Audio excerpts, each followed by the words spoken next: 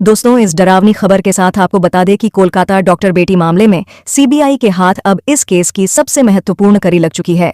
इस मामले की तह तक पहुंचने के लिए सीबीआई ने सेमिनार हॉल सहित कई स्थानों पर फॉरेंसिक जांच की थी और आखिरकार मुख्य सबूत सेमिनार हॉल के पास बने बाथरूम से मिला है।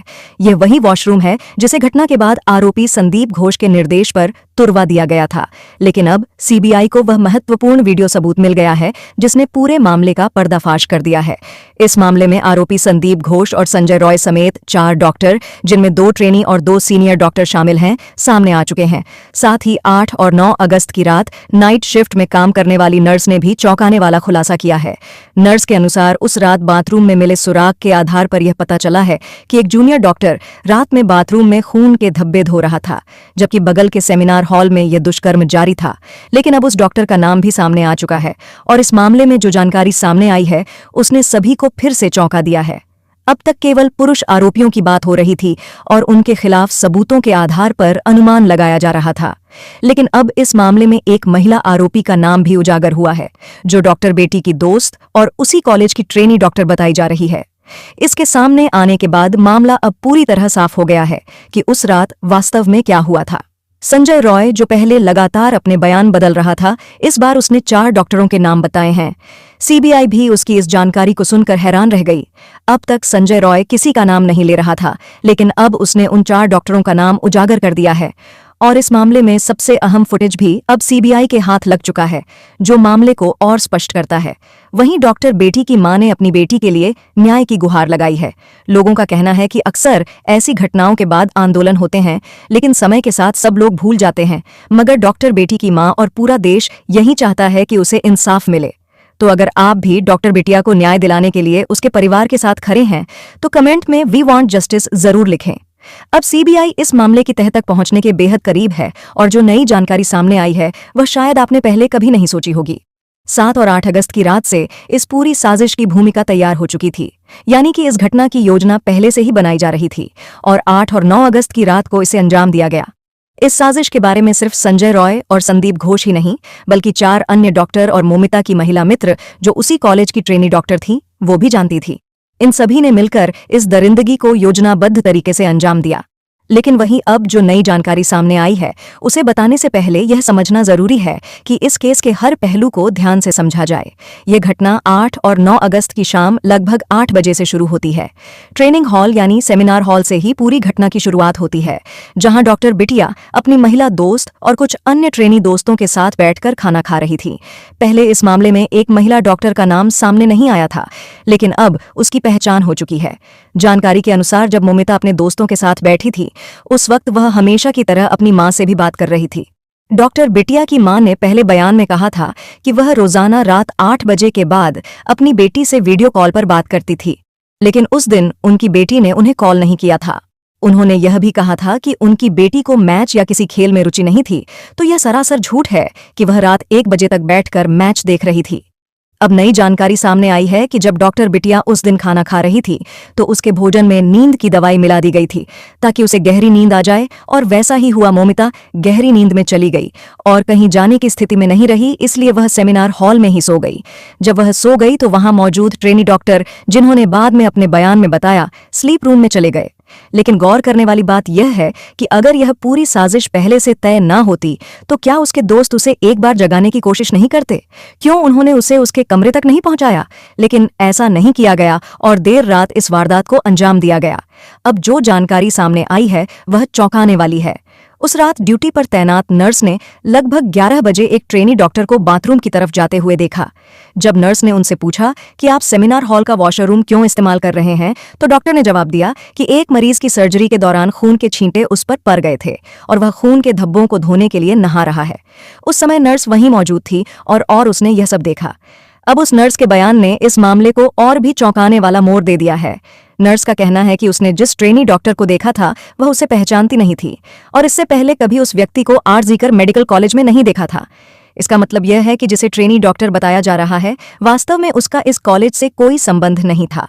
यह साफ इशारा करता है कि उस रात कुछ बाहरी लोगों को बुलाकर इस घिनौनी वारदात को अंजाम दिया गया।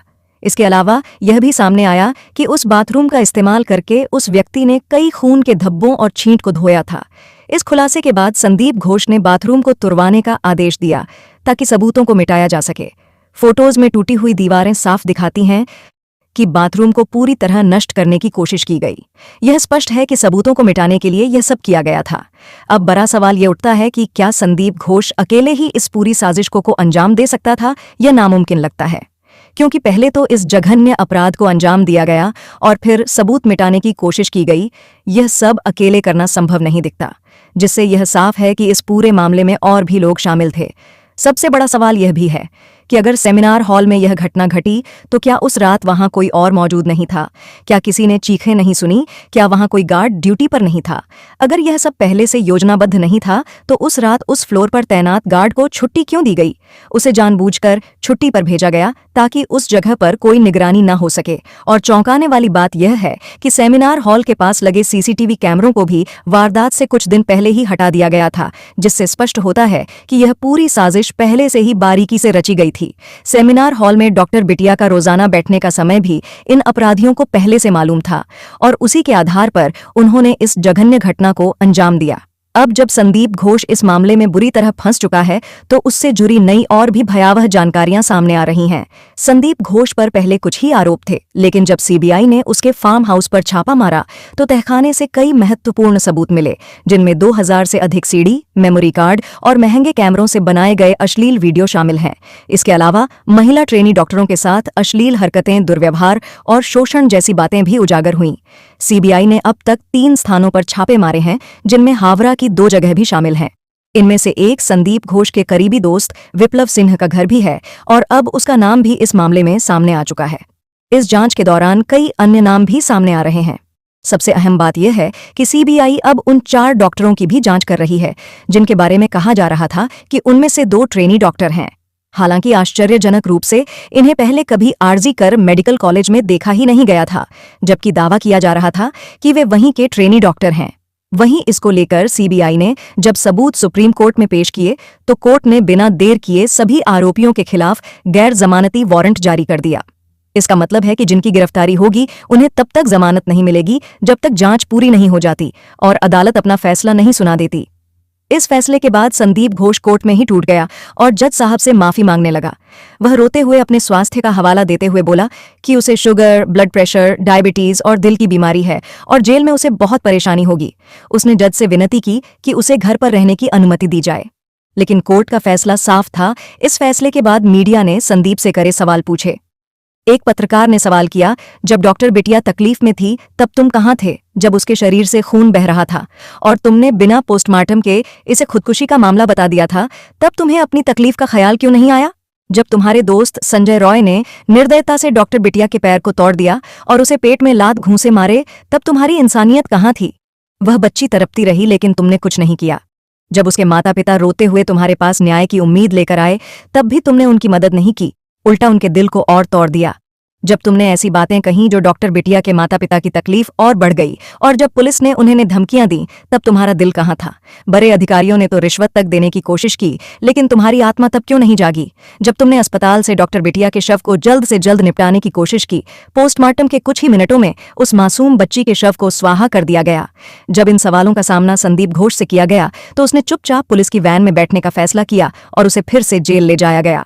इस खुलासे और कोर्ट के फैसले ने संदीप घोष और उसके साथियों के खिलाफ कड़ी कानूनी कार्रवाई का मार्ग खोल दिया है। अब सभी की नजरें इस केस के अगले कदम पर टिकी हैं। सुप्रीम कोर्ट और सीबीआई की जांच से सामने आ रही जानकारियां इस मामले को और भी पेचीदा बना रही हैं। संदीप घोष के दोस्तों और उनके मोबाइल डाटा की जांच अभी बाकी है, जिसमें ऐसे सबूत मिल सकते हैं जो इस केस की तस्वीर को पूरी तरह से साफ कर दें। संदीप घोष और संजय रॉय का नाता आरजी कर मेडिकल कॉलेज से बहुत पुराना है और उनके अपराधों की सूची थमने का नाम नहीं ले रही। लेकिन मेरे साथियों, इस पूरे मामले पर आपकी क्या राय है? हमें कमेंट में जरूर बताएं और डॉक्टर बिटिया के लिए कमेंट्स में वी वांट जस्टिस जरूर लिखिएगा और वीडियो को लाइक कीजिए, ज्यादा से ज्यादा लोगों तक शेयर कीजिए इस वीडियो को, ताकि दोषियों को जल्द से जल्द सजा मिल सके। वीडियो में अभी तक बने रहने के लिए आप सबका दिल से धन्यवाद।